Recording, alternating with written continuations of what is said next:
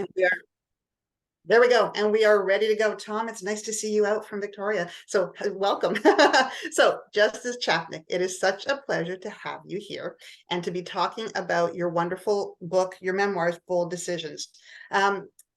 I've known you since my Osgoode days, and it has been a pleasure to watch you over the years. But I have to confess that as I was reading your book, there are so many parts of what you have done that I don't think I even realized it. You have accomplished so much, and you have done so with tremendous humor, tremendous grace, tremendous brilliance.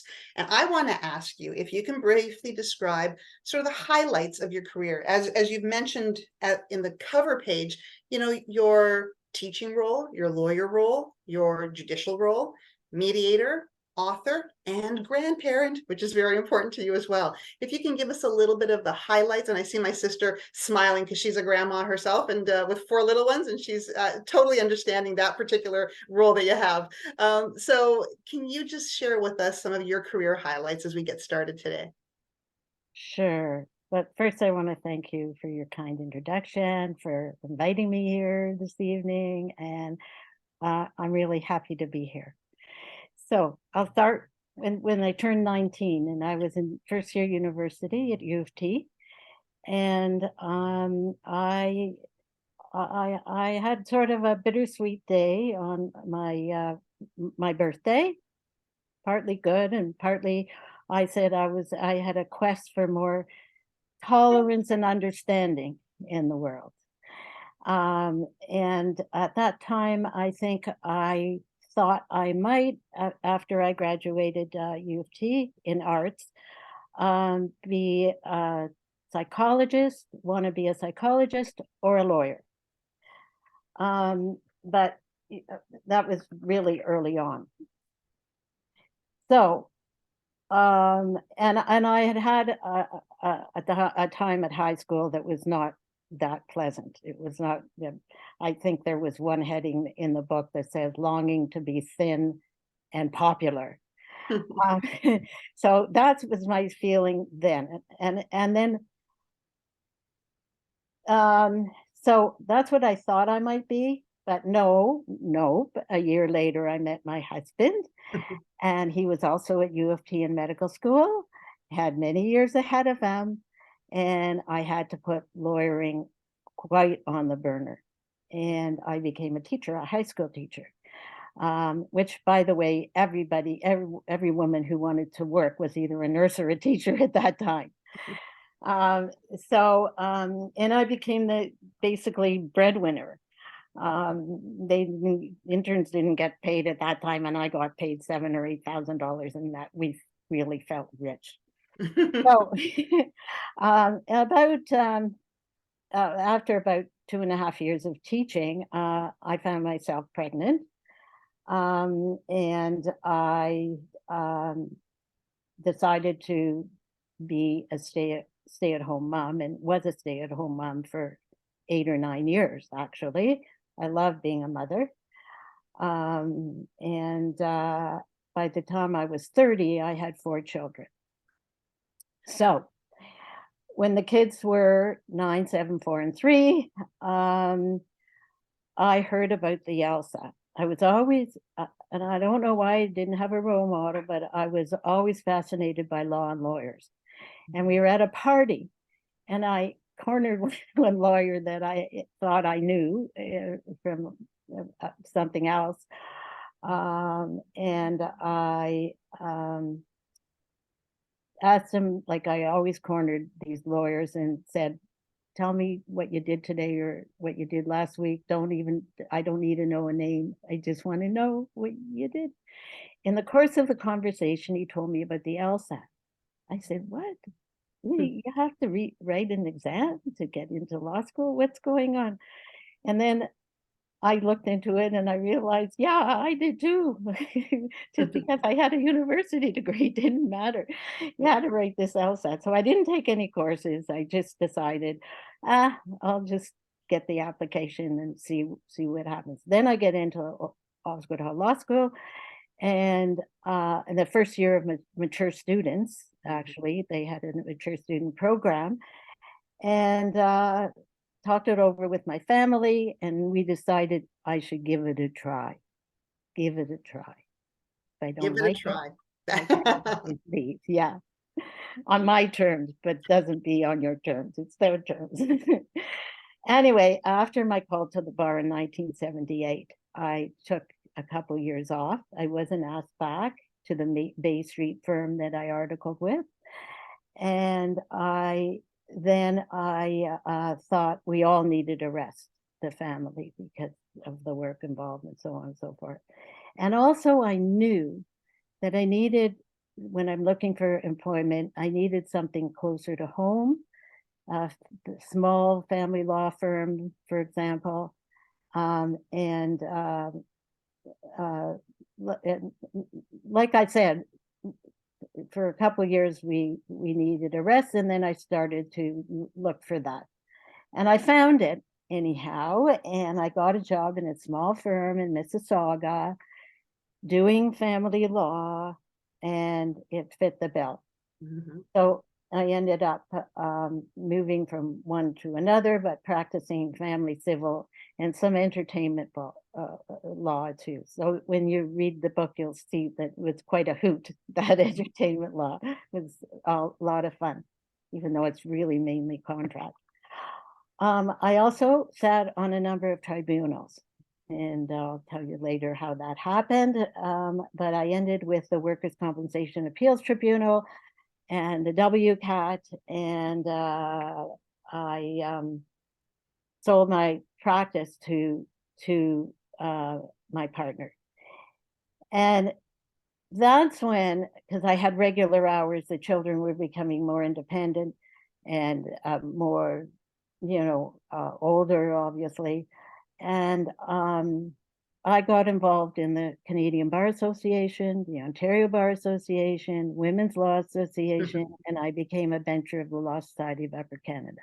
Not busy at all. And I took now the Law Society of Ontario, and and I took major roles on the executives there. It was easier then, nobody wanted to do it, so I had a chance to make a difference and to live my dream. I was, my passion to support women in a man's world, and to do things like that. I used to say to people, well, where are all the women on DT, and we did things to further that. So, and as a bencher too, that was very interesting, a very interesting role. So in September 1991, I was appointed to the Superior Court of Justice for Ontario. My youngest at that time was Jason, who was about 21, the long haul. Wow. And I served as a judge for 24 years and retired mandatorily in 2016. And then COVID struck, and we were isolated, and I didn't have much to do. And I wrote Bold Decisions, and here we are today. I should say that post-retirement, I was appointed as a distinguished visiting professor at Ryerson, now TMU, and I joined a few retired judges from our court as a mediator, and I'm still doing mediation, doing one soon actually in the future. But I should say that every 5 or 7 years, I would stop and ask myself, is this what I want to do in the future? Is this what I want to do for the rest of my life? Do I need to make a change? And I guess that's all I'll say about that. Yeah, I've got two really incredible points that you said. A lot of it, especially for anybody who has lost a role or was not asked back to articling. And I know you'll possibly speak about this later, but when you don't get asked back from articling, or when you are not continuing on as an associate, you think the world ends. And I just want to point out, you weren't asked back for articling. And you are the Honourable Justice Sandra Chapnik. So that's got to give people a little bit of hope when Well, things that's a theme throughout the book. That absolutely. everyone has ups and downs, everyone has disappointments, and how you dealing with them can make you either bitter or better. I love it. Just some of the things I wrote about that. I loved it. I loved it. And so on your next part where you said every 5 to 7 years, you stop and do some reflections and some thinking. And so one of the things that I oftentimes tell students, lawyers, clients is that do a little bit of planning. You need to sort of think through what's going to happen, how it's going to happen, when you're going to do it. A little bit of planning is helpful, but don't stick just to the plan, or be a little bit flexible, be open to serendipity. I heard that word from the late Peter Hogg, who you and I both know, and he used it in his commencement speeches for 5 years running, and I always loved it. But serendipity, has that played a role in your career? Was it always very strategic and Oh, no, all of it. It wasn't fully planned. Like, I want to be a lawyer since I was 6 years old, or, like it happened. But there's always sort of a chance aspect to it. Yeah. And from what I just sort of talked to you about, I could see I got on tribunals because my partner got a call from the government if he wanted to be a rent review commissioner, and he said no and put me on the line. And I said yes. And then I got calls from all kinds of tribunals, the Education Relations Commission and whatever. And that was a great experience for me. But is that serendipitous? I think so. Yeah. And I always tell people, if a door opens, go in, because you can always come out, and you may learn something, or end up with something that you never expected if you go in. So sometimes it's a risk, a little bit of a risk, but I made $100 a day for all my preparation and everything in the rent review. Anyway, that was sort of superficial, serendipitous. And I think the one that when I met this guy at the party and he mentioned the LSAT, I think that was a little bit, that wasn't planned. And I thought, oh my gosh, but should I be thinking about this? So that was, and I think that the benchers sort of, when they asked me if I wanted to be a judge, and I hadn't thought about it, well, I could think of nothing else after. So I had to do this and apply. And so if they hadn't mentioned it, I don't know. I guess maybe long term or later on, I might have thought about it, but it was serendipitous that we were early for a dinner, and we were in the benchers lounge, and these old guys, we were talking, and they said, have you ever thought of? So I don't know. And I think maybe COVID, because COVID, there's thousands of other writers who wrote books and a lot their first book during COVID. Yeah. Because, the isolation and so on. And so, yeah, all of that, those lit lights and sparked me on to further things. And I guess some of them, at least partly by chance. Yeah. No, I love those examples. I love those examples. And just that reminder that when those doors open, or when those words of inspiration come up, when you least expect them, let yourself wander through that door. I'm going to ask you a couple of questions, and then we're going to take a bit of a different turn after that. But on this book, you said during COVID, you decided to write this book. What was the why, though? It wasn't just because of COVID. What was your why for this book? What was an important reason for you to write Bold Decisions and get it out and share it with the world? Well, a number of people had said to me I should write about my life story because it was unusual to have 4 children while in law school. So that's how it started. But I must say that what I wrote, the work became much more than that, as you said, and as you know. It takes the reader, the book takes the reader behind the scenes to view what life can be as a lawyer, teacher, judge, working mom, and so on, parent, grandparent in the modern age. Mhm. And most things that are written about the law are great. They tell you an academic, they're like an academic treatise. Mhm. I did this, or I won a case, or this is the case, and you know, and nobody goes behind the scenes to see what it's like to be a lawyer, what it's like to be a judge, how you take weeks sometimes to put pen to paper, how you when you see a little child burned in the hot bathtub, and you can't sleep at night, things like that. And so I think that I felt that I wanted to help the vulnerable, the people who were less likely to uh, to know all this, to know what law is really about, to know what judging is all about, and encourage people to follow their dreams, to know that everyone has difficulties, disappointments, ups and downs in life, and to have the life, live life with positivity, because that's a theme right through the book.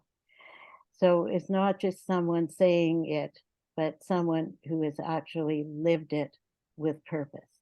Yeah, And I don't know if that answers your question, but I would say that if if the book inspires even one person to find their path in life, I think the whole endeavor would have been worth it. I think you've inspired more than just one person, but at least that one person for sure. It's interesting because you said that you've lived your life with positivity, and you wanted to give an inspiration and an understanding sort of behind the door look at what life is like. Not Suits, not Perry Mason, not whatever those programs are called, but a real experience of what it's like. And so thank you for getting this book out into the world. But on the second part of this now, getting this book out into the world, it was like your fifth child, I would assume, because it was a process. I think some people on the call or who are watching this later on might be thinking about, oh, I'd like to write a book one day. Can we hear from you what that was like? I know it was during COVID, but you've written thousands of decisions in 24 years on the bench. And what's it like to write a book? What's the process? Totally different. Like you said, I wrote over 1,000 decisions. Some of them were over 100 pages long, but I never encountered anything like this. It was at a bad time when books are not the best thing unless you're going online and doing maybe an ebook or whatever, audio. I wrote the entire transcript myself. After all, I didn't have ghostwriters or anything like that. It was and I kept doing the edits as we went. After all, it was a memoir. So my publisher, actually, I only sent it to two because they contacted me. It's not my interest, I guess, somewhere, I don't know. And it ended up to be a U.S. publisher in a hybrid fashion of writing. So I was so naive. Let me tell you, I didn't realize that the writing was only 1/3 of the process. Uh-oh. The rest is marketing. Everybody seems to know that but me. And I am a horrible marketer who is not technologically adept. I didn't realize that with a US publisher, and I'm born and bred in Canada, in Toronto, that it's harder to get into the Canadian market. Oh no. I didn't realize that when I asked to have larger print, because I'm reading books that like I can hardly read it, and photographs as well. Nice photographs in there. They're great. You and Sly Really great. Stallone, come on. Oh my God, Ian Stallone. That the price to the consumer would rise. Nobody told me that. I didn't foresee it. I didn't realize, and I just recently learned that people who read it and like it should give a review. It takes a few minutes, and you go on Amazon or Indigo, and even the ebook, Kobo, whatever, and all. You don't even have to give your name. They do want an email address, but it takes a few minutes to give it from 1 to 5 stars, and I didn't realize that till recently. So I'm a neophyte and still learning on how to try to be in the book business, but it doesn't really reflect who I am. So I don't know what's happening, but I've got some great write-ups.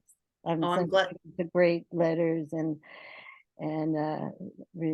comments, and it's just been great.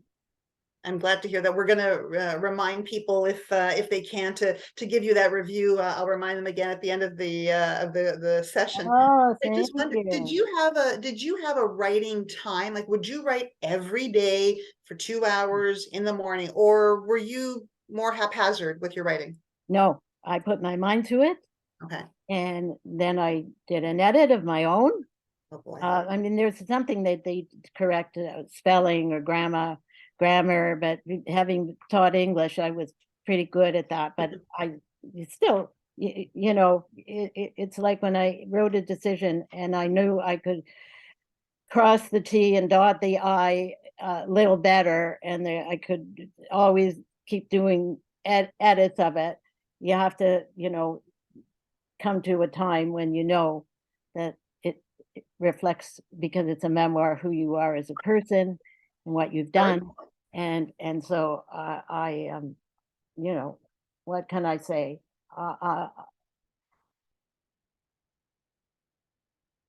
That's it. I just did it. I'm going to close the door. Excuse me for 2 seconds as I close the door. Oh, the dog.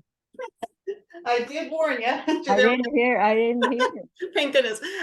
So let me just ask you, because that was your book writing purpose. And what I wanted to say before we sort of go into specific lessons learned, you shared some really poignant, touching, vulnerable moments in the book. You started off by talking about how you wanted to be thin in high school and some disappointments. There was a lot of vulnerable sharing in this book. Was that difficult for you to do so publicly? I know you're an open person, but still. Once I started writing, not really, because I knew I was writing a memoir and I wanted to be honest and I wanted to be accurate about what I remembered. And I just like I say, I ended up, including my feelings and my thoughts at every stage of life. And so and the lessons I learned along the way. So it wasn't that hard. I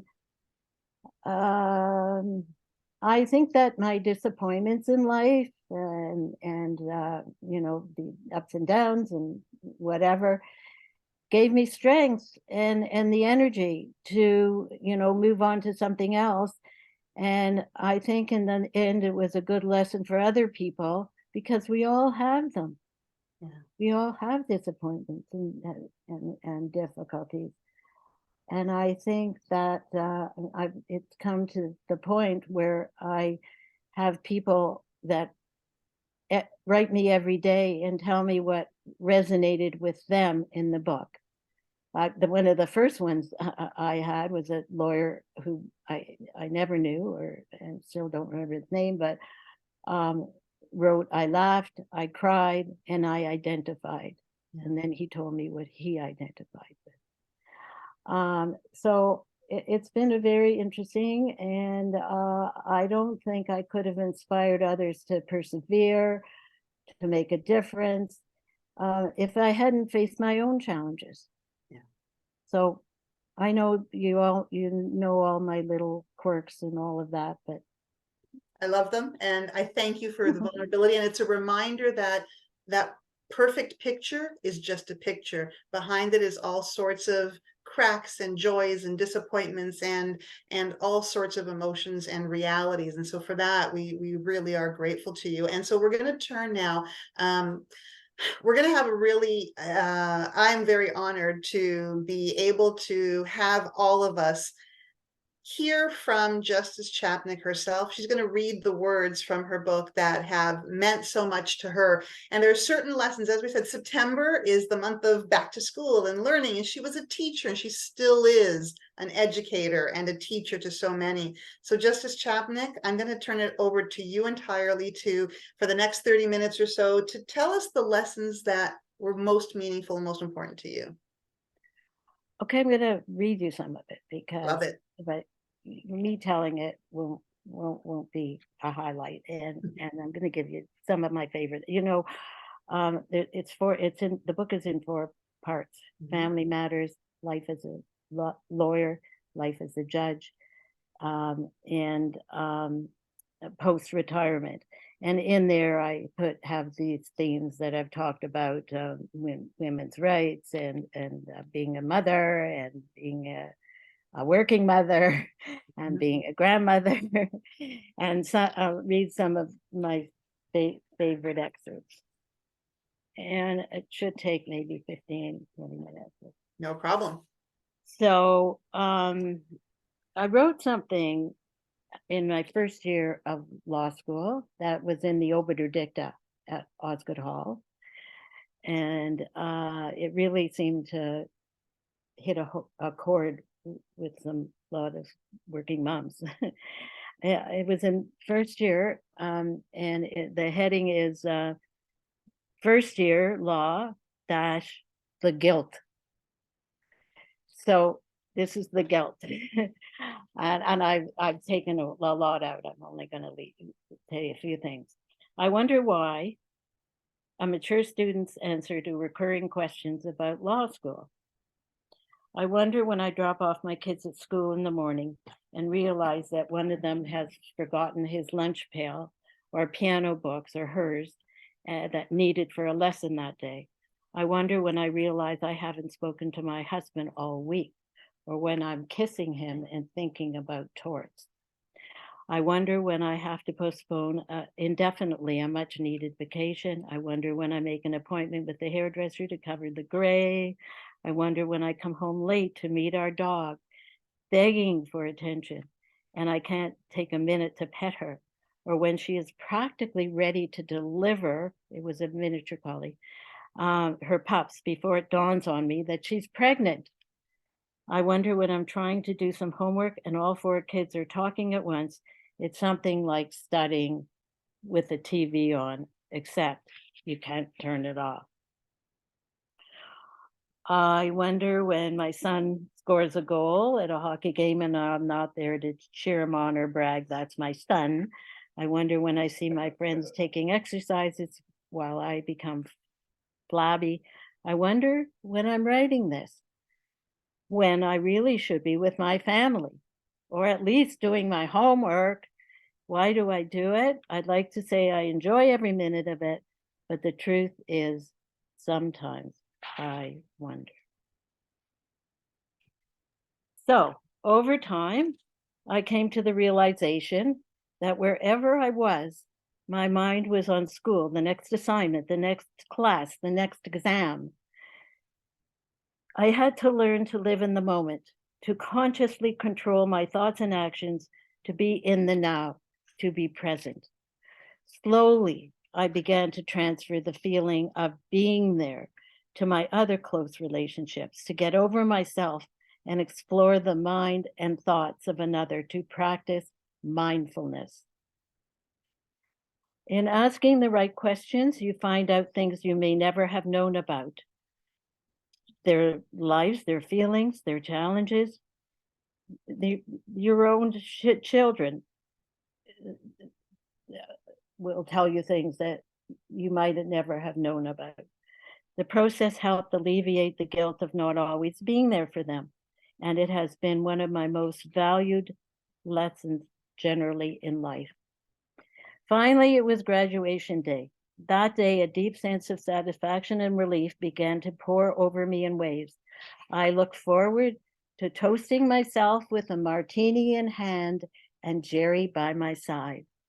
The tedious ceremony ended. Here is what I remember most.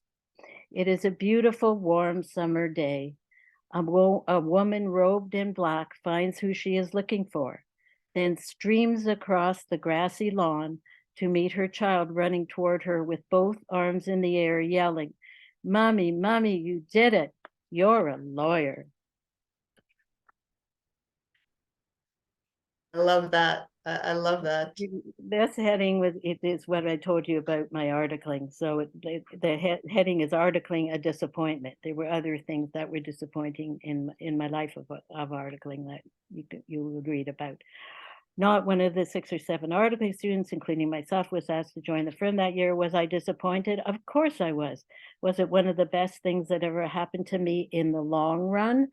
Yes. Did I know it at the time? No. It took some time, but I soon began to breathe the fresh air, knowing how blessed I really was and content in the realization once again that we all suffer disappointments in life. It is how we deal with them in the context of our vulnerability, fragility, and humility that builds wisdom and strength of character. As they say, disappointments and losses can make you either bitter or better. The choice is yours.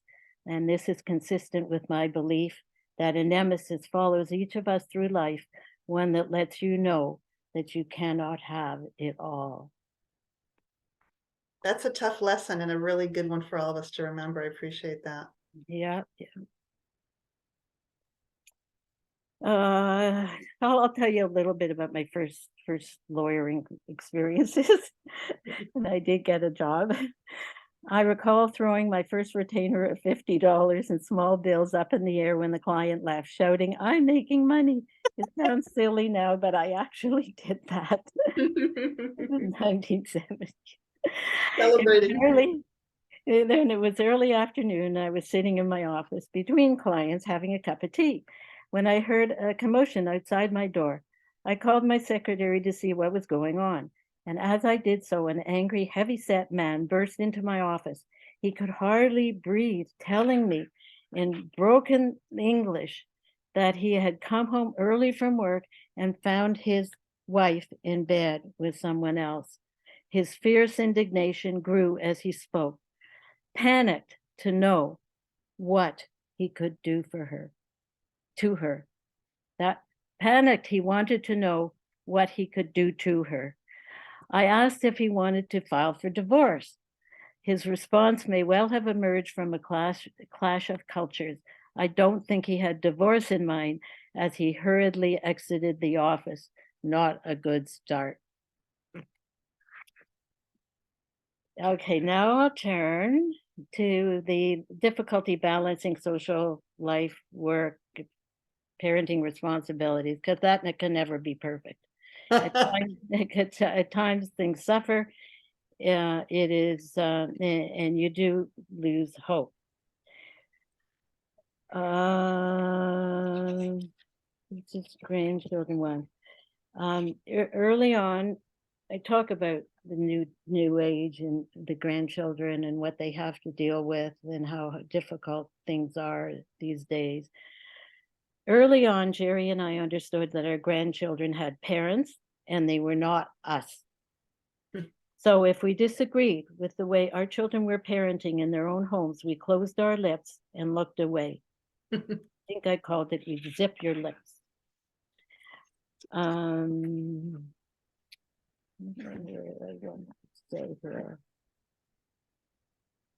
Yes, still about that, I think. As grandparents, unconditional love means that when they ignore you or forget to call or say thank you or make a mess, you cannot take it personally. You may be hurt by it, but your love for them never falters, and you hope their parents do their job. At times, I did more in the days when they had jumped into our arms wanting our attention. At the same time, I simply refused to ascribe to what has been called the grandmother's complex. Over time, I came to the realization that it was not all about them. It was about me. I remembered me being a smartass in those developing teenage years. And I also recalled the familiar refrain from our own children, teenage children. Where are you going? Out. With who? Someone. When will you be back? Later. I often had to hold my breath while they gained independence. I don't know how you did it. That is a tough lesson to learn for sure, both as parents and grandparents. Yeah. And I think is one about parents, because remember that I said that they had to learn that we're not always the good cop. Yeah. Anyway, sometimes I wonder. Oh, I'm turning on the heading, the challenge of judging. Okay. So sometimes I wonder why so many lawyers want to be judges. They think it's an easy life, the pay is good, the benefits are good, you are doing good. What can be bad? All true. But let me tell you, judging is a daunting task.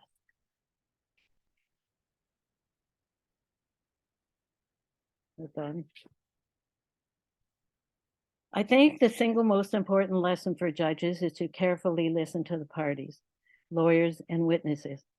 That unwritten rule provides the key that enables us to deal with the drama and often the tragedy that is played out on the courtroom stage. For there are always two sides to every story. And I give a whole bunch of examples of that. You have to read the book too, you know. Absolutely. You can't give it all away. I talk about justice, and that must not only be done, but it must be seen and understood to be done. And I think, and how hard it is to make findings of credibility sometime, which was my least favorite task, and why. And also, our court has juries. So I wrote a little bit about the jury system. I believe in the jury system. In most cases, jurors take their responsibilities seriously, listen carefully to the evidence, and reach the conclusion that I myself would have reached in the circumstances. In the rare case, however, that does not happen. And occasionally I wondered whether the jury and I, as we watched the evidence unfold, were on the same planet. I think I'm almost done. I'm going to actually, the findings of credibility, as you said, that was your most daunting task. I really appreciated in the book how honest you were about that, right? That's a tough, for some people, they might love making the decisions on credibility, but that's really tough because you're holding somebody else's rights and freedom sometimes in your hands by making those kinds of decisions. And your honesty about that in the book was really quite a good reminder that the responsibility of judging can be quite daunting, especially that aspect. And how, I had to make findings of credibility against experts, professionals and experts, and how difficult that was. Yeah. The enduring fact is that judging is basically a lonely experience. Yeah, after all this, one thing is very clear, because I talk about the stress and the criticisms of judges as I do lawyers. And that is the undeniable fact that judges in Canada, as in most democracies in the world, consistently display remarkable patience and a sense of balance on a daily basis. They all work hard to render justice in a fair, impartial, and principled manner. So when I hear judges being criticized for taking long breaks or vacations, when I know they are using their non-sit weeks to write their reserved judgments or cleanse their souls, I just wish everyone would see the bigger picture and remember the adage, judge not, lest you be judged. And That's a great reminder. And again, helping us see behind the scenes, behind the cloak, really does help people's understanding and empathy for what is being experienced by those who are in those roles. yeah. And I talk about criticisms from the days of Shakespeare and, you know, all of that stuff. So there will always be some people doing better than you and some worse than you. Mhm. The idea of being number one and achieving perfection is an extremely narrow way of assessing one's success in life and is a recipe for failure. Not everyone will like us. There are things that we may say or do that we regret. As Sidney Poitier, the first Black actor to win an Academy Award for Best Actor, once urged, accept your failures with humility and your successes with grace. So I guess I have told you about some of my lessons learned through law and life, and I want to hear about some of your experiences. And maybe, Gina, you can open it to questions. I will. Um, I will. Thank you for that. So if you do have questions, I'm going to ask you to please unmute and show, hopefully we've got your name and we can see you and speak with you. We've listed, just as Chapnik, as you were speaking, I just listed some of the lessons in the side, guilt to mindfulness and how important that was, not just as a student, but as a mother, dealing with disappointments, bitter or better, that phrase is going to remain with us. Unconditional. I made it up. You did. Well, we're going to use it. We're quoting A you lot on of this. it. We're quoting you on it for sure. Unconditional love of grandparents and or parents, and the reminder that people grow, kids grow, and you've got to be able to let them live their life. The challenges of judging, and we are so grateful to you for reminding us. Judges are human too, and the task can be quite daunting. And then perfection. Many who are online are women who it's not just a female aspect, but striving for perfection, striving for no failures is something that we tend to have as part of our ethos, it seems. So I'm glad that you mentioned that, and we're so honest about it as we move forward with it. Before you comment, I just would really like that if anybody does, please use the little hand up emoji if you can, or just unmute and come forward. I see Tom shaking his hand, so he's got the real hand. So just nice to see a gentleman in the crowd. absolutely. One who really believes also about mindfulness. Tom, over to you first, please. Good. So good. Thank you. Thank you very much, Gina. Thank you, Justice Chapnik.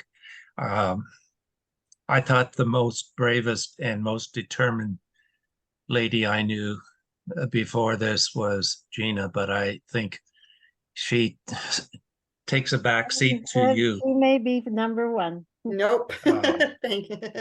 I have a couple of questions, if I may ask you, and sure. You've been very frank in your and they're personal, so I hope you don't, and if it's inappropriate, please just say I prefer not to. I don't want it. But the stuff you talk about, and did you read it? Pardon? Did you read the book? Can I ask you? Not all of it, but okay. You're so focused, and when I guess the question that I have a couple of questions, if I may raise them, and that is, you display, how do you know your purpose? You seem to know it from day one. And the second part of that question I want to ask you is, how did you support yourself in making and sticking to that decision, especially, when you got there 40 or 41, I think you said. And what's the one virtue you think of all that you need in this? You know, you've asked a very interesting question. I'll start with the first one. It wasn't that clear that I knew my purpose. I knew I wanted to help others, and I didn't want to do it as a psychologist. I decided that I didn't have the interest and I think the virtues to talk to people one after another on a one-to-one basis. Instead of talking the talk, I wanted to walk the walk. And that's how I picked law, and how I was fascinated with law. So it's hard to say this because you haven't read the end of the book. And at the end of the book, because I didn't know who I was particularly and why I had such a fascination with law. It certainly wasn't anybody except Perry Mason, who won all his cases. I had an epiphany about a grandfather of mine, and a kind act that he did to someone who was a shoeshine boy, and how I found this out during COVID, and I was going to end the book with that, and then something else came up, and I ended the book with something else, the imposter syndrome. And so it wasn't that clear why. And this put it all together for me. It came through my generations. It came through kindness, goodness, generosity. It came through my generations. None of us were particularly wealthy. My father was a furrier, my grandfather was a furrier, but they did things that and this one thing in particular, that I couldn't believe hearing. And it put it right together for me. So you're going to understand it as I understood it fairly recently during COVID. That's the first thing about my purpose. The second question is supporting ourselves. The book, if we read it to the end, you'll see is a love story. I have my first love. We just passed 61 years together. And I was very fortunate, and I knew how privileged I was to be a lawyer and to be a judge and to have that support beside me. I just broke my elbow, and I can tell you he's my caregiver. and that's has been our relationship for 61 or 62 years, because we had a year before we actually got married. And you'll read in the book, as you know, I had my first love was a disappointment, and I now use the word ghosting. He ghosted me, and I was so sad. So when I met this gem of a person, I think I was very, very lucky, and I know not everybody is, to have that kind of support. And we had different. I tell about his sister who died of pancreatic cancer, and how she was a professor, and how she did the maids thing, the medical assistant. And so there's sad and other people, and another brother-in-law, and a cousin, close cousin, who we've had the same kind of thing that spans a lifetime. Not everything is good and not everything is happy. But that feeling of getting over it, that feeling of positivity, the feeling that thank goodness it was my left elbow and I have not my right hand, and thank goodness I didn't bang my head on the wall like someone else recently did that I know, with a thing around her neck, and you know what I mean. So I just I don't know how I got the word nemesis, but I just feel that something's going to happen when everything is great. But you have to deal with it, and there's ways to get over it. I think May I ask two little one more question, Tom, and then we're going to move on. And I One more. appreciate it. And I know how much you love love stories as well, from our conversations, my friend, from your world. Please go ahead. I can relate, by the way, Justice Chapnik, to your arm. I just had 2 fractures in my left rotator cuff, and just a few weeks ago. But how does a person, like at 41, I think, it'll say, okay, I want to be a lawyer and be that firm and decisive and persistent? Like, were you a stubborn person deep down inside, and I think you so. just stuck to it? Like, Well, I mean, that support is really important. I was really privileged to have that.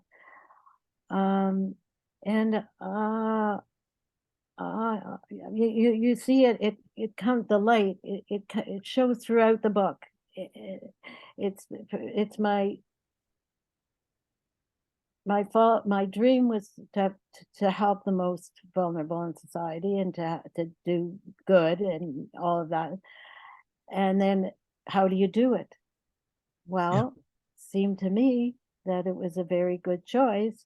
And I never knew that I'd go back, because I took all that time with the kids growing up, and then I took, whatever time off. And then but it was always in the back of my mind that I really would like to be a lawyer. I was fascinated by the law. Yeah. I would put the kids to bed and read them a story like you do, and whatever. And then I would start to do my homework, and I would read Lord Denning, and I was like blown away. So before Gina says I've used up my last question, what would you say was the one most important thing you learned from everything to date? Tonight or today? No, from everything. Oh, for everything. Maybe I shouldn't write another book. Everyone keeps asking me. Thank you. Please do. Thank you, Tom. If there's anybody else, please put your hand up, because I do have a question as we think of. Let me just give a pause first. If anybody has a question or a comment to speak to Justice Chapnik. Someone has their hand up. Hi, Gina. Where am I? I'm missing somebody. Dora, hello there. I missed that. Sorry about that. Please join us. Hello, Your Honor. I actually did meet your husband at an event where Gina got her award, and I found out Lily and I have many mutual friends. That's great. So you do talk about the imposter syndrome, and research has shown that as women, we're more likely to suffer from it. I can say from my very own experience, there's moments I'm like, am I smart enough? Do I belong there? Yeah. So my question has 2 parts. Part 1, how did you handle it when you were experiencing it? Did you know that was an imposter syndrome? And part 2, the benefit of hindsight now, how would you have changed your approach in dealing with it? Great questions. That's a great question. All of these. Well, first of all, I never knew till recently that there was such a thing as quote unquote the imposter syndrome. But I started reading about it, and then I realized in hindsight that I had the imposter syndrome at various stages of my life. I was in the cafeteria, or in our lounge, the judges' lounge, and I would talk to some of these older judges who were amazing lawyers, like VIP, the best of the best. And everybody was discussing their cases and everything. And sometimes I looked at them and I said, I don't know why I'm here. I hear you talking about all these cases and all that. I know your background, and I don't know, I feel and I actually said that to them, a couple of them, because we were getting to be friends. And they said, "Oh, Sandra, yeah." But I had this feeling, and it was the imposter syndrome. And at the end, how did I handle it? Well, there's not a really way to handle it. It's, I mean, you're lucky if you can talk about it, and somebody like them could say, "Oh, Sandra, you know, you are okay, you are good," and then read about it, which says that you feel this way and women feel this way, which is ridiculous because they're great women. So, you know, and then after I got a lot of awards and, you know, whatever, that helped me because people were seeing that I did hard work and I was a good person. But I had those feelings at various times in my life, and if I had them, I'm sure we all do, women. But I did, you know, women's rights and all of that, very important, equality, very important to me. And I had a hand in helping that move forward. And luckily, a lot of good things have happened recently. So that's not to me, but you know, when I was in those organizations where I was on the executive and so on. So I don't know how you answer it, but we're getting to know that it's wrong, and we have to, and that's how I end the book. Yeah. And I got a call that I got the Order of Canada, and I said, "Why me?" So Why that's not you? Why not you? I'm going to quote that later. Why not any of us, right? Or why not you? that's Absolutely. right. I Well, think if I could, well, that was one of the things I was, but I had a whole bunch of other thing I learned writing the book was I had a whole, they were supposed to, that the title was really important. So you have to write down 50 titles, and then you have to write down 30. And then you have to put it down to decrease the amount to 12. And then you send it to your friends and seeing what they think. And they all think something different. And you're trying to, but one of them, my first one is how I learned to believe in myself. Now, another one was, if I could do it, so can you. Another one was Lady Justice. But those ones had too many words. Lady Justice, what were without prejudice. But then I also learned how to Google it, and there were other ones who were maybe that. I went on and on. I can't even tell you how many I thought of, and ended up with Bold Decisions. So I don't know if that answers any question, but Gina, can I have a follow-up very quick? absolutely, Dora. Take the floor.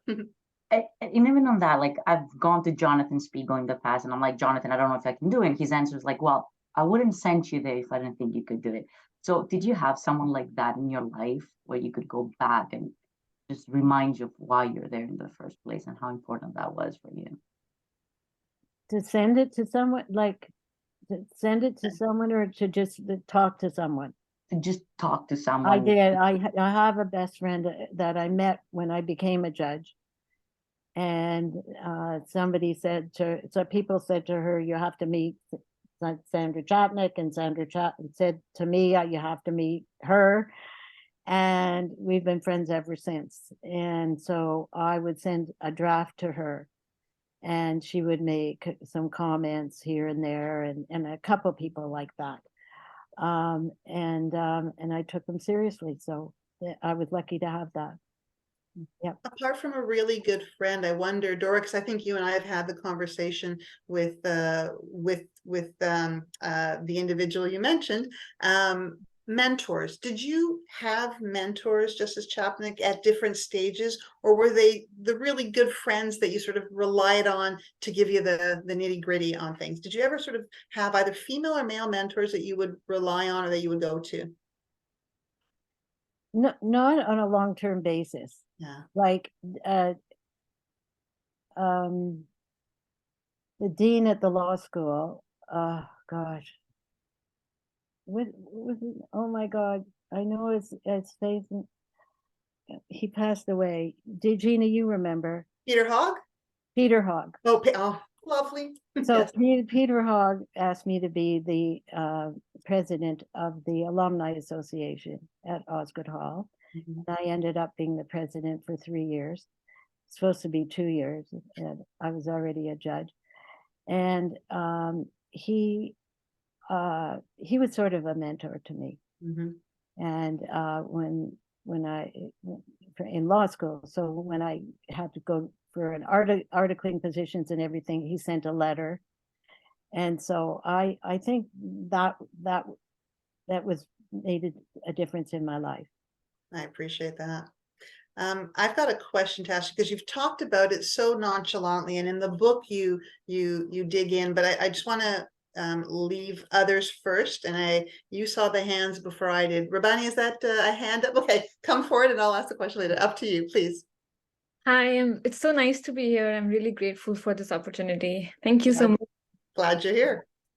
Thank you so much. And I came to Canada last year in November, so I'm new around here, and I'm seriously grateful for this opportunity. And since I'm new here, there are like so many emotions and anxiety and so many questions in my mind. And how to overcome those emotions. And you've been a judge. So how did you manage those emotions being a judge? I mean, how did you cope with?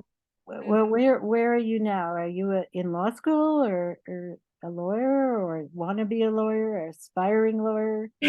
Why are you here? I was a lawyer back home, so I gave my NCA exams here, and now I'm an LPP candidate.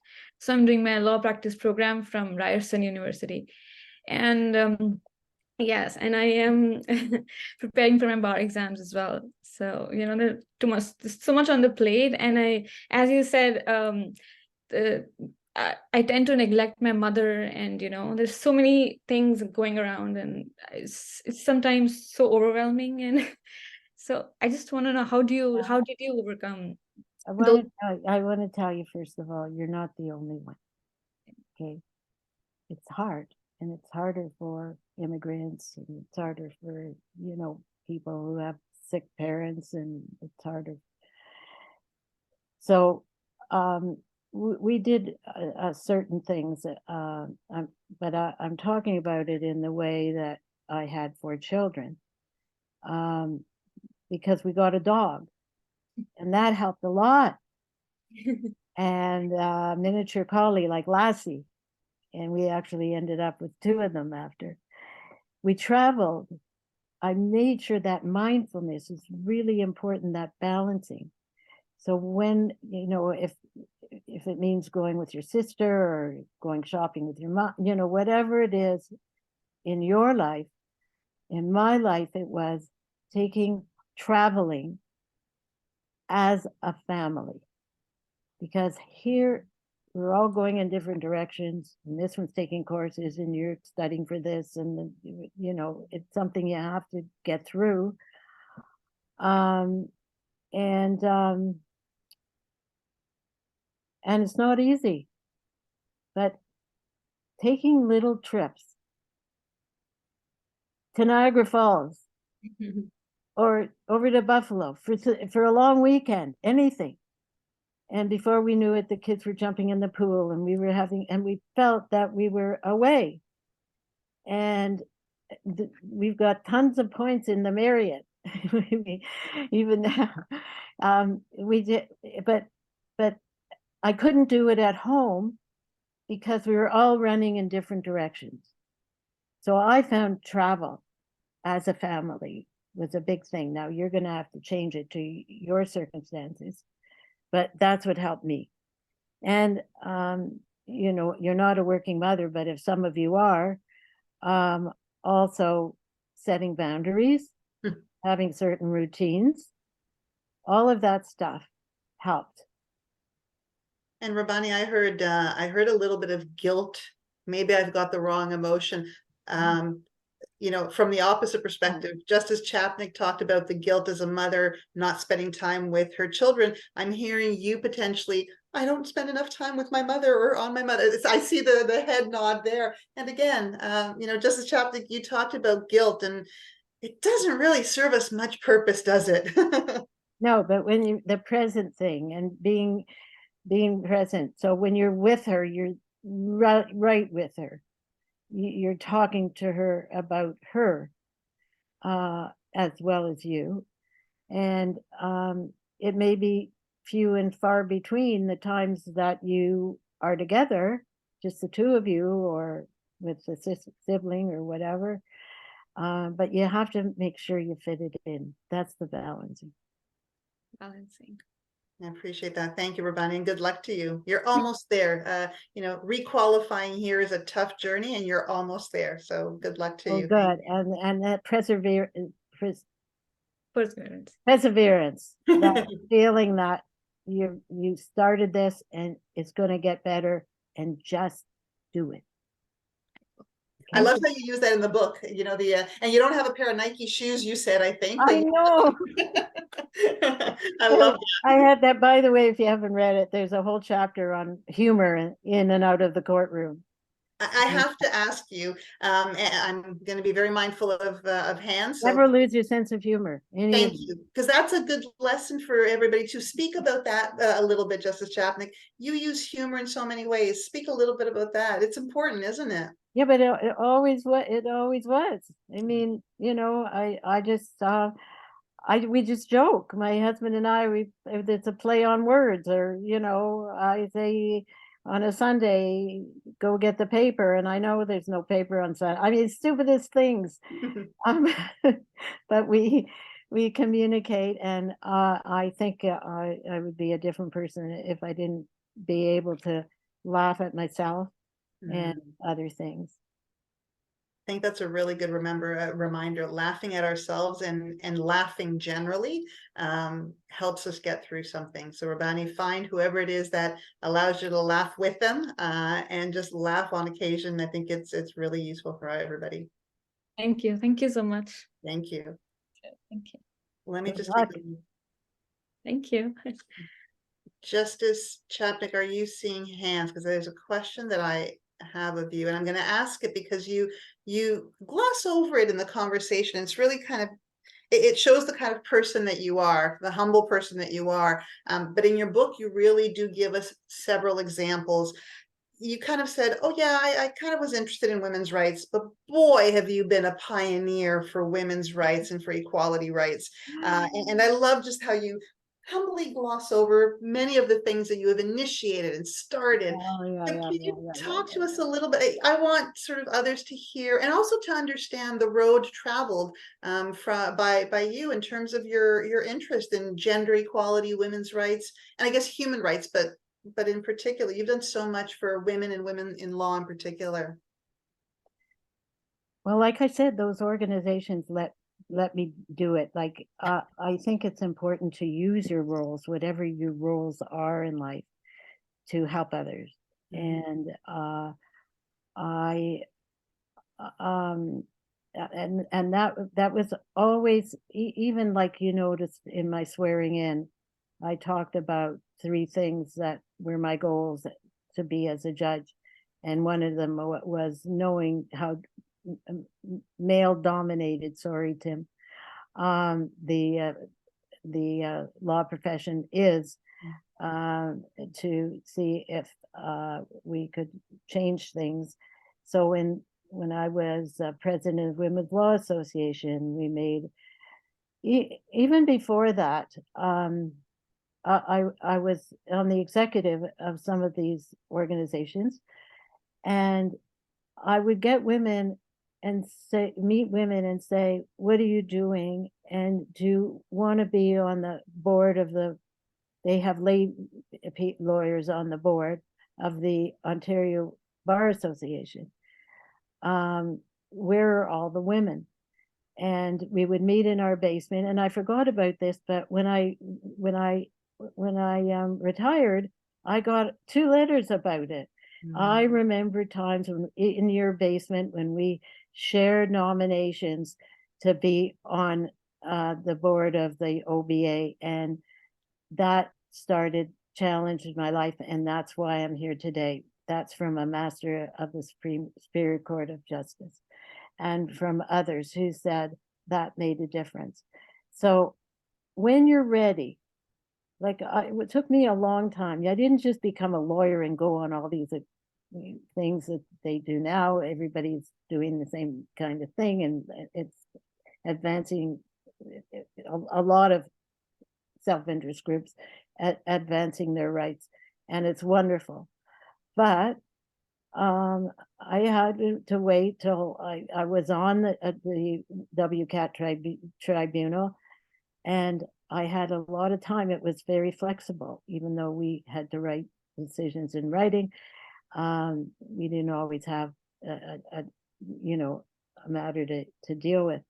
And that's when my kids were a little older, gaining independence. And when I said, I think I'm going to get busier. But then I brought other women in with me. And then even to the time when the women judges from all over Ontario, all the judges get together twice a year.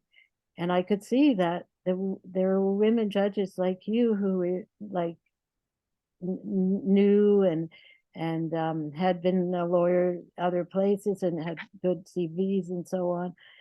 But it's a lonely experience. And so I brought them in, and the ones in locally too, and they come from all different venues.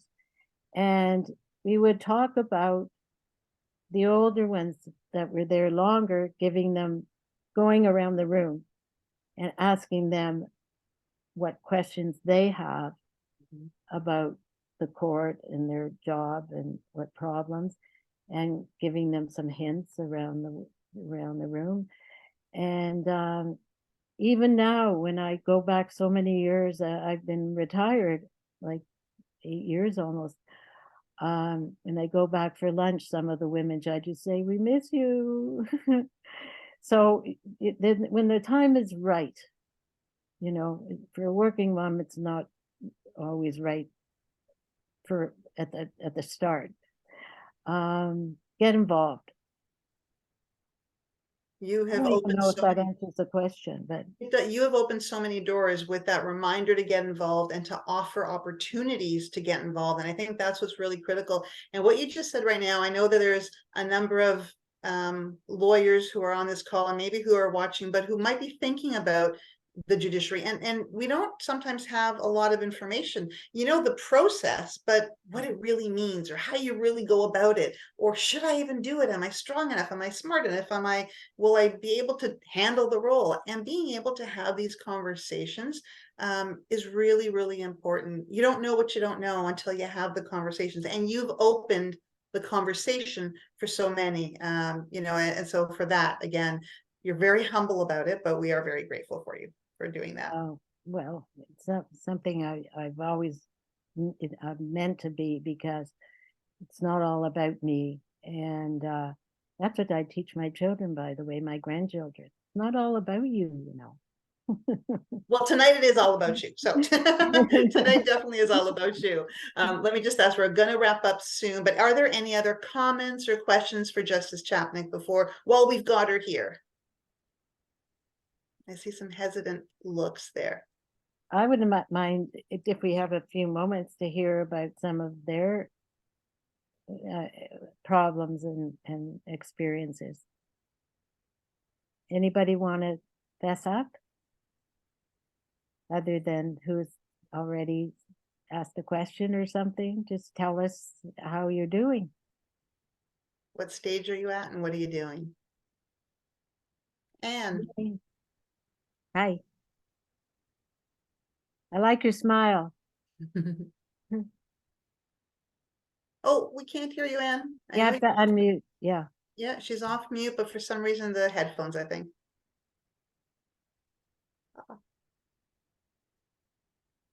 Yep. There's always a way around. All right, can you hear me now? There we go, Yeah. Anne. They switched my computer at work and it's been nothing but problems since. I was also a mature student at Osgoode. And yeah, and really I'm in the position I am in now because of Oh, Gina's right beside me in the screen, probably not on yours, but because of Gina. And her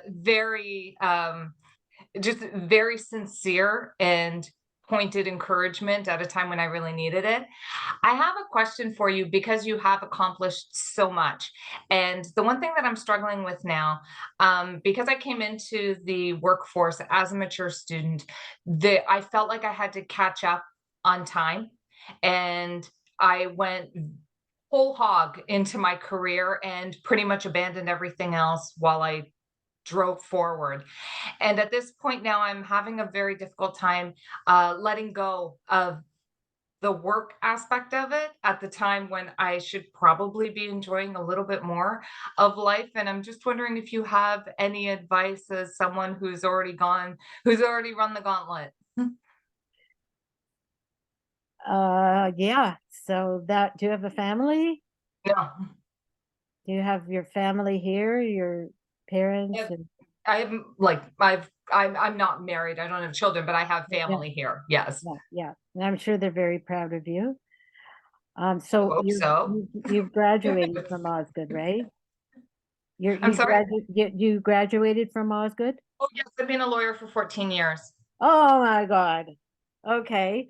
That's why I'm Do you struggling have with more how to- happy days than bad? Do you have more good days than bad days? And are you happy with what you're doing? Or are you thinking of making a change or? No, I just made a change. I was a construction litigator for about 11 years, and now I'm in-house. And so it's a time when I made the change intentionally with the hope of probably taking a step back and maybe finding, I don't know what balance is, but perhaps finding some. I just find that I'm slipping into very bad habits. Yeah, well, in-house counsel is a thought. Yeah, or a bank. Sometimes when you want 9 to 5 and you've got to take those vacations. You just must. They could be, we used to go over, we didn't have a lot of money. If it was just the two of us, we would go over to Quebec City. I loved Quebec City for a long weekend. I felt like I was away. And it doesn't have to be expensive. It doesn't have to be long, but you must do it. And I don't know what else, Gina, I should tell her about the balancing. I hope you're most of the days where you are now, you're happy about it and you're feeling good. Otherwise, you might take a risk and really think of something else. But I'd have to know more to tell you more. Yeah. Jean is better than me on this. No, but I think what you said is sort of remember the other parts of yourself, whatever those are, right? Whether it is the vacation, whether it is the shopping with the friends, and allow yourself permission to actually engage with that. And I think, Anne, what I'm hearing you say is, I'm giving myself permission to work. Okay. And what about the other things that make Anne, right? There's so many other aspects of it that are very important to yourself, and really giving yourself that permission to do so. I think, Justice Chapnik, what I really love from your book is that with everything going on, and correct me if I'm wrong, what I read from your book was that with everything going on, you always were able to, maybe not perfectly, but engage with the other aspects of your life, whether it was your family, whether it was going to the hair salon, whether it was going, you have some funny stories in the hair salon, by the way, they're absolutely hilarious. Whether it was meeting Sly Stallone on one of those vacations, I keep coming back to Sly, I know. Whether it is, playing with the kids or being up at the cottage, I think it comes back to that mindfulness. You with intentionality, made sure that those other aspects of your life were always part of your life as well. Or it also could be she's ready to be active in some of the legal organizations because they want you. They need people like you. Yeah.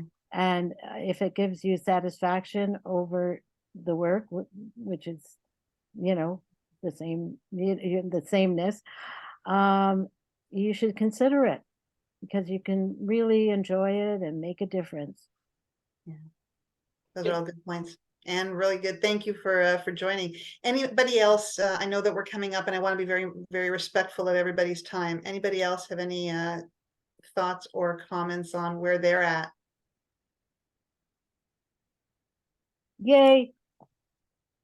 Go ahead. Hang on. Hi, Justice Chapnik. It's so good to be here, and it's really nice to meet you. I would like to know, I started reading your book. I haven't finished it yet, but through all the lonely times that you've gone through as a judge and the roller coasters, I want to know if you would do it again, and what you would do differently. Great question. No, I have a very short answer. Yes, I would definitely do it again. The timing of it might have been a little different, but I got into the teaching thing and the pregnancy thing, so like I wouldn't change a thing. Sorry, I would do it again. The same way. And I would love say, that. I mean, And unless also, I wanted didn't- to. Sorry, go ahead. That's okay, because if things would have changed, would have changed my answer if certain things happened that weren't so good. Mhm. That I always know that sometimes I think that being a woman helped at a certain time, and sometimes I think certainly like I say, my love story. So if that didn't happen, maybe other things would have, but no, I wouldn't have changed a thing. Sorry. No apologies Don't needed. apologize. Short answer. Thank you. Tara, you had another question or comment? No, you asked Um, another question, I forget. Actually, no, it was just a comment that I saw in your book that you said, if you have passion about something, stop wishing and just do it one step at a time. And I really like that. I also went to law school as a mature student, and I always wanted to do law. But at the time that we moved from South America to Canada, I couldn't do it right away. So when I got the opportunity to, at that time, I had a home, I was settled, and I just sold it. I sold everything. I went to law school and I started over. And like Anne, it was a struggle for me to kind of get over that feeling of catching up. But the positive that I got out of it was all of that work experience, similar to you as a teacher, it does give you the confidence when you get into law to be able to talk to people and to resolve conflicts and to manage time. And so now I'm at that stage where I'm comfortable with where I am. I'm okay with not being 15 years into the profession at 40. I'm okay with that. So Nice. yeah. You may know that I established an award, I think 8 years ago, at Women's Law Association for women who have the drive and determination to get into law school after having been in the workforce. So you should apply for it. Hint, hint, Tara. There we I go. have wonderful stories from people from all over and the stuff they have done before. And I wrote this when I took a sabbatical from the court, and I wrote this whole treatise on mature students and what they have, what they bring to the law school, from both sides, their life and the life of the law school. And it was very positive because I sent a survey to hundreds of mature students. So I think you're on a good track, and keep up. Yeah, thank you. Thank you. Tara, we're going to look up the WLAO award and ensure that you've got your name in there as a nominee. And that's one of the things that, as Justice Chapnik said, supporting others. Dora does it so beautifully and so regularly, supporting other women and sort of putting people's names forward. And so I think if you can't do it or won't do it on your own, we'll put a group together and think about that. Justice Chapnik, we are coming to the end of our time together. I just wanted to remind everybody, and sorry for 2 seconds, I don't want to lose people. I want to remind people about how and where they can locate Justice Chapnik. And of course, you've got a view here that is Here we go. So her website, sandrachapnik.com. And if you've read the book or when you finish reading the book, be sure to leave a positive review or a nice review or a thankful review. As she has learned and as she is learning, it's always helpful to get reviews on the books.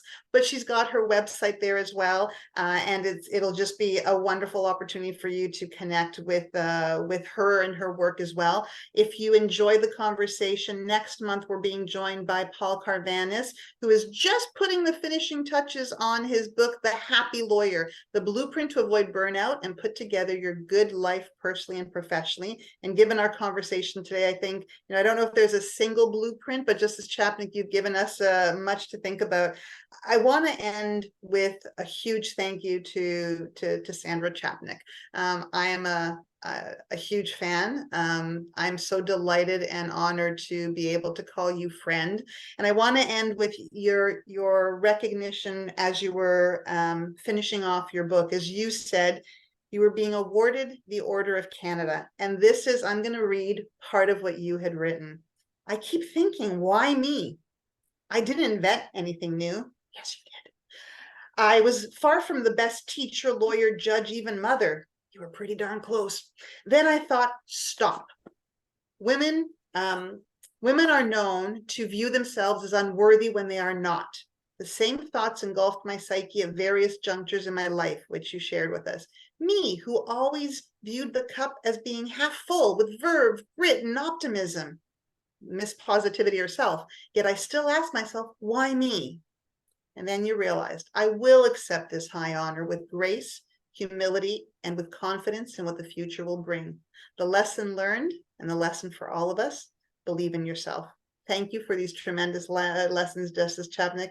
Thank you to everybody for joining us tonight. Really, really an honor. Thank you for asking me. Thank you. Have a good evening, everyone. Take care now. Bye.